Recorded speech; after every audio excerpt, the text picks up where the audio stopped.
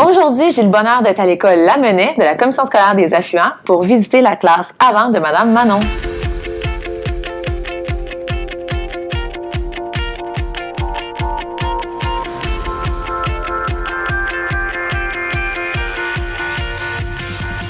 Bonjour Madame Manon. Mais bonjour.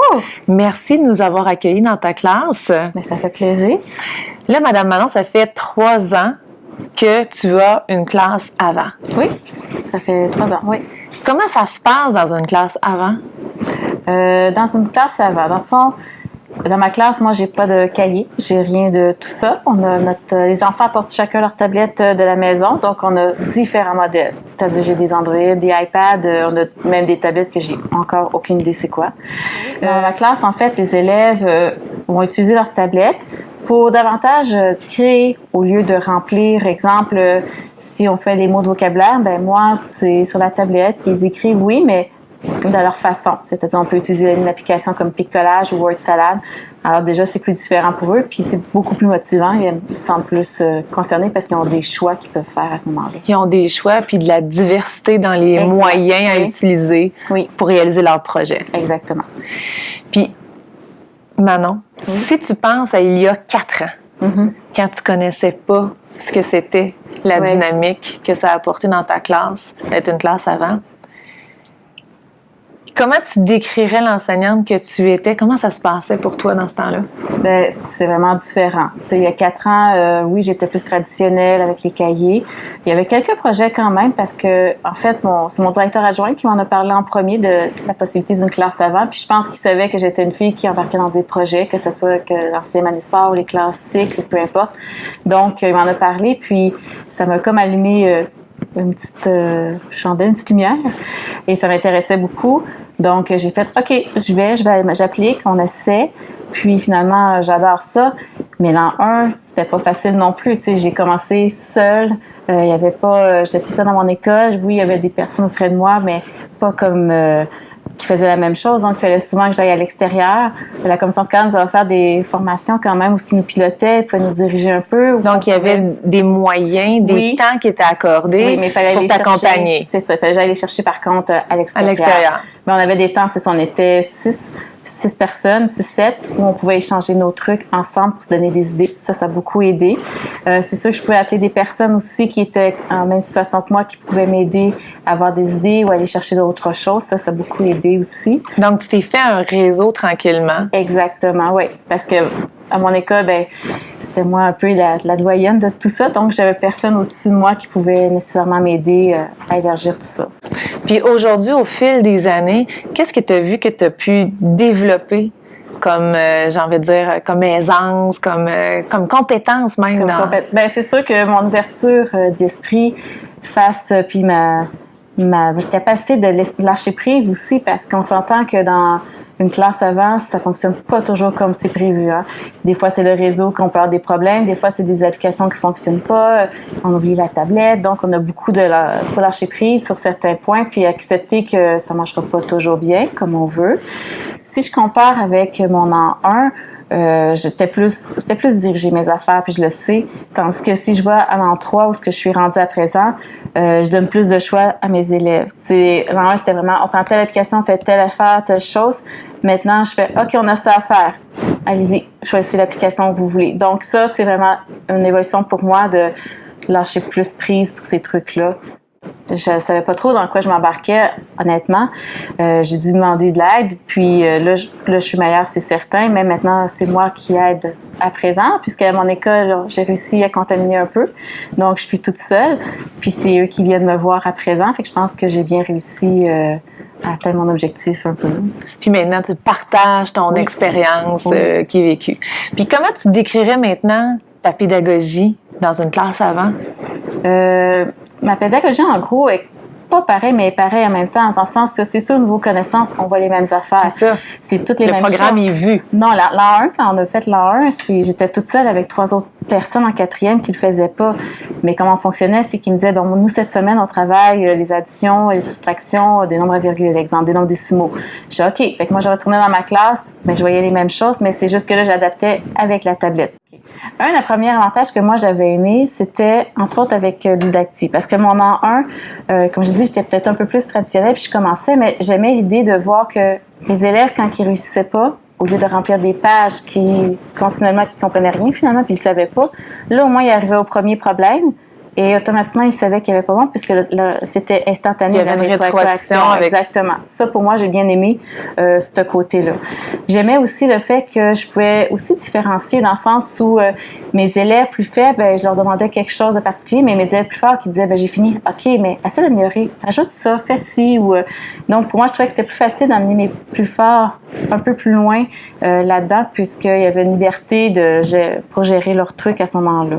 Liberté puis accessibilité des moyens puis des différentes applications à leur portée pour approfondir. Exactement, oui. Puis plus de temps pour toi, pour différencier, dans le fond, l'accompagnement que tu pouvais leur donner. Oui. Puis la rapidité de rétroaction aussi avec les élèves. Oui, exactement. Moi, c'était ça que j'aimais de tout ça. Wow! Puis qu'est-ce que tu as vu au travers de la dynamique avec les élèves depuis que tu as une classe avant? La première chose que je vois en septembre, c'est qu'il y a un petit peu de déception pour mes élèves. Parce que eux, ils pensent qu'avoir une tablette en classe, c'est « yeah, on va jouer ». C'est jouer! C'est jouer. Mais ça, je finis par comprendre assez rapidement parce qu'on a une charte qui explique tous les règlements, comme quoi qu'on n'a pas le droit de faire n'importe quoi non plus. Mais par contre, la première chose que je vois, c'est qu'ils sont motivés le matin à venir à l'école. C'est ce que les parents, c'est ce qu'ils me disent aussi. À la fin de l'année, je fais un petit sondage, puis c'est vraiment, mon enfant est motivé, il a hâte d'aller à l'école, de voir qu'est-ce qu'on va faire aujourd'hui avec la tablette, quelle application on va utiliser. Donc, juste ça, déjà, je trouve que c'est vraiment gagnant, là, pour la motivation. Je trouve ça le fun parce que... On travaille dessus. Ouais, ça nous fait apprendre que des fois, il n'y a pas juste des feuilles ou des trucs comme ça qui peut avoir des choses amusantes, mais en même temps... C'est comme de l'école, ouais. Mais sur une tablette. C'est comme si on avait quand même du papier crayon, mais on le fait juste sur la tablette. Fait que on travaille quand même parfois sur le papier crayon. Toutes nos dictées, on les fait sur tablette. Mais non. Les vraies dictées, on les fait sur papier, mais les pratiques sur tablette. Ouais. C'est vrai. Puis qu'est-ce que vous avez appris que vous pouviez faire avec vos tablettes que vous ne saviez pas avant? Ben, qu'on pouvait étudier dessus. Qu'on pouvait faire plein de trucs, comme des didacties ou des trucs comme ça. On peut faire nos devoirs. Ben, c'est didactique. Ouais. Avec Didacti, mais c'est tes devoirs que tu peux faire là-dessus. Ouais. Mais moi, je voulais savoir qu'est-ce que ça donnait faire comme classe avant, parce que mon frère et ma soeur, ils en ont fait. Puis toi, qu'est-ce que tu trouves que ça donne? Ben moi, qu'est-ce que j'aime beaucoup, ben c'est comme on peut étudier sur la tablette. Puis moi, j'aime bien les tablettes comme pour mon âge, je trouve que c'est cool. Mais je savais pas qu'il y avait autant d'applications comme ça pour étudier des affaires. Ça, je trouve ça vraiment cool. À place de regarder notre YouTube. Là, maintenant, tu fais autre chose que de regarder ton YouTube. Ouais, YouTube, TikTok. J'étais en 3e année, puis je voulais être dans la classe de Madame Manon, mais je savais pas que c'était une classe tablette, puis là, Fait que là, tu apportes ta tablette. Ouais. Puis il y a un lien aussi qui est fait avec les parents parce que c'est volontaire comme pour les parents d'envoyer leurs enfants dans une classe avant. Oui, ici, oui. Comment le fait que ce soit une classe avant favorise pour toi le lien avec les parents? Ben, moi, dans ma classe, en tout cas, j'ai premièrement un blog que les parents, pour eux, ils sont au courant des nouvelles. Ben, c'est pas un gros blog, là, c'est quand même un blog où on peut avoir accès à l'information. Ils utilisent avec CISA ou que ça, c'est un portfolio que instantanément, les parents voient tout ce qui se réalise en classe. Les présentations orales, elles viennent de finir, ils voient déjà leur enfant qu'est-ce qu'ils viennent de produire. Ça, je pense que les parents adorent, là, de voir plus facilement les travaux, un meilleur suivi pour eux. Quand c'est didactique, il y en a quelques-uns, ben, ils savent, les parents, qu'est-ce qui est terminé, ils peuvent aller voir. En général, les parents sont vraiment satisfaits, je dirais à 80, peut-être 18%. Ça, c'est normal qu'on ne peut pas atteindre le 100%, mais la plupart sont vraiment contents de voir que c'est plus facile pour eux poursuivre l'enfant. Poursuivre tout ce qui est réalisé comme projet par leurs enfants. Ils voient les travaux que peut-être qu'ils n'auraient jamais vus avant. Qu'est-ce que tu es en train de faire en ce moment? Bon, on était en train de me présenter notre livre qu'on avait lu, puis qu'on avait fait poser des questions. Puis le nom de notre livre, c'est Valentine Picoté. Puis là, qu'est-ce que tu as utilisé pour faire ça? J'ai utilisé Padlet. C'est une application où tu peux mettre des images, des genres de vidéos, mais pas vraiment. Puis qu'est-ce que tu aimes beaucoup depuis que tu es dans une classe avant? J'aime que, des fois, genre, j'aime que nos parents, ils voient direct nos travails. Oui. Genre, quand on est sur 600, nos parents, ils voient tous nos travails. On est en train de faire un projet, puis on a décidé de faire un film pour expliquer tous les chapitres un après l'autre.